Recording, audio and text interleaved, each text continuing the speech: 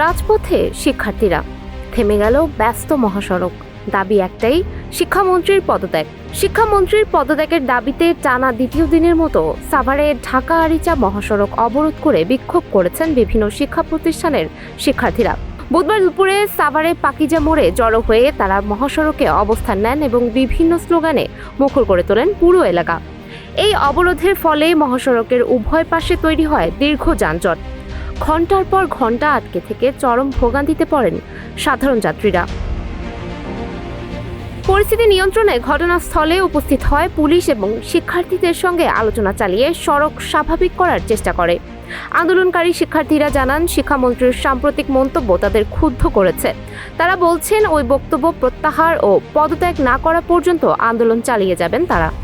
অবস্থান কর্মসূচিতে অংশ নেওয়া শিক্ষার্থী আসিফ বলেন, শিক্ষার্থীদের নিয়ে ব্যঙ্গাত্মক মন্তব্য কোনোভাবেই মেনে নেওয়া যায় না। অন্যদিকে শিক্ষার্থী আমেনা বলেন, একজন শিক্ষামন্ত্রীর কাছ থেকে এমন ভাষা অগ্রহণযোগ্য এবং তিনি নৈতিকভাবে দায়িত্ব পালনের যোগ্যতা হারিয়েছেন।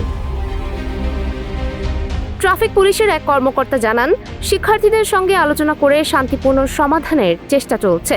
তবে আন্দোলনকারীরা স্পষ্ট করে দিয়েছেন, দাবি আদায় না হওয়া পর্যন্ত তারা রাজপথ ছাড়বেন না। শিক্ষার্থীদের এই আন্দোলনে থেমে গেছে ব্যস্ত মহাসড়ক। এখন দেখার বিষয় পরিস্থিতি কোন দিকে মোড় নেয়। সুমায়া হক তন্নি, নিউজ ফ্ল্যাশ 71।